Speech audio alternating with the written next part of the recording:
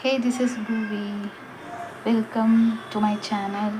இப்போ நான் உங்களுக்கு வாழைக்காய் வந்து தவா ஃப்ரை, ஒரு மீன் வறுவல் மாதிரி ப்ரொசீஜரில் வாழைக்காவை நான் பண்ணி காட்டுறேன். ஸோ இந்த திக்னஸ் அளவுக்கு வாழைக்காவை வந்து அரிஞ்சு வச்சுக்கோங்க. ஒரே ஒரு உருளைக்கிழங்கு ஃபார் மீ அதை நான் வந்துட்டு ஆட் பண்ணியிருக்கேன். அதுவும் கொஞ்சம் திக்னஸாக அரிஞ்சு வச்சுருக்கேன். ஓகே, இப்போது மசாலா இது நல்லா வாஷ் பண்ணி ரெடியாக வச்சுருக்கேங்க. மசாலாவுக்கு என்னென்ன வேணுன்றதை சொல்லிடுறேன். 2 தேங்காய் பத்து அளவுக்கு இருக்கிறது. ஓகே, ஒரு மிக்சி ஜாரில் இது எல்லாத்தையுமே போட்டுக்கோங்க ஃபஸ்ட்டு.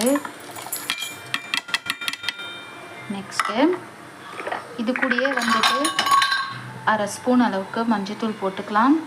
அந்த 1 ஸ்பூன் அளவுக்கு சில்லி பவுடர், கொஞ்சம் மிளகு காரம் இருக்கனால சில்லி பவுடர் கொஞ்சம் போட்டுக்கலாம். அண்ட் கொஞ்சோண்டு ஒரு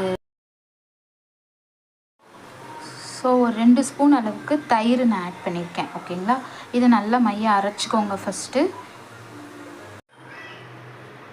பாருங்கள், நல்லா எவ்வளோ இதுவாக அரைச்சா சட்னி அளவுக்கு அரைச்சாச்சு.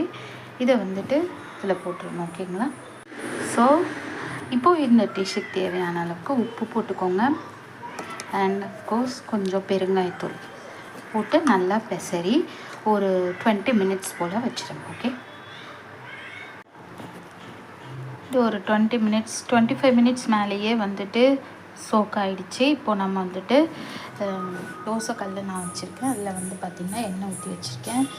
ஸோ அது கொஞ்சம் கருவேப்பிலை வச்சுட்டு இந்த மாதிரி ஃபிஷ் ஃப்ரை மாதிரி பண்ணி எடுக்கணும். ஓகேங்களா,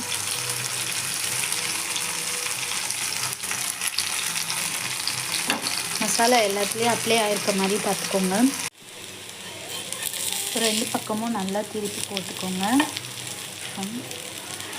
ஆயில் பத்தலைன்னா ஊற்றி கொஞ்சம் கொஞ்சமாக ஊற்றி நல்லா திருப்பி போட்டு எடுக்கணும்.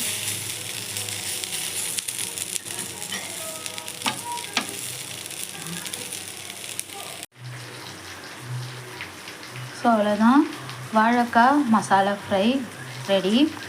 இது வந்து நல்லா இங்கே பாருங்கள், அந்த கருவேப்பிலையும் சேர்ந்து அந்த மசாலாஸோட ஃப்ரை வந்து டேஸ்ட் பயங்கரமாக இருக்கும்.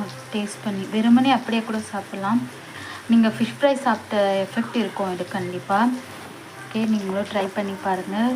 Hope you like my video. Bye bye, please subscribe. Bye, see you later.